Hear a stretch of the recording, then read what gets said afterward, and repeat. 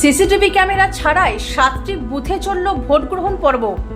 দক্ষিণ হাওড়া বিধানসভা কেন্দ্রের মৌলানা জহর স্কুল ও লিচুবাগান প্রাইমারি স্কুলের 6টি বুথে 151, 152, 153, 155, 156, 157 সিসিটিভি ক্যামেরা ছাড়াই চলে ভোট গ্রহণ পর্ব।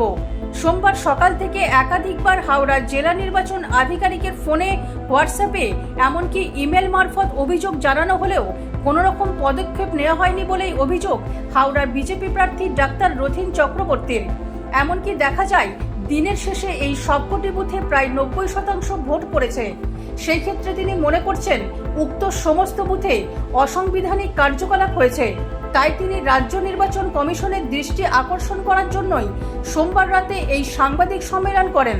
দফার নির্বাচন হয়েছে, সেই নির্বাচনের দক্ষিণ হাওড়ায় লিচুবাগান প্রাইমারি স্কুল আর মৌলানা জহর স্কুল, এই দুটো স্কুলে বুথ 151, 152, 153, 155, 156 এবং 157 এটায় আশ্চর্যজনকভাবে এখানেতে ক্যামেরা মিসিং হয়ে যায় এবং এই ক্যামেরা মিসিংয়ের পর সেই জায়গায় কিন্তু ভোট গ্রহণ চলে এবং দিনের শেষে দেখা যায় যে এইখানেতে ভোট গ্রহণ হয়েছে এবং তার অ্যাপ্রক্সিমেটলি 90% সেখানেতে ভোট পড়েছে, পোলিং পার্সেন্টেজ।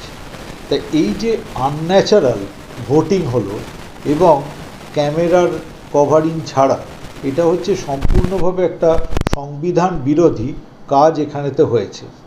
এবং এই ব্যাপারটা আমরা নির্বাচন কমিশনকে, এই বুথগুলোতে একটা অ্যাবনর্মাল ভোটিং হচ্ছে অনেকক্ষণ ধরেই আমরা ট্রেন্ডটা লক্ষ্য করেছিলাম এবং আমাদের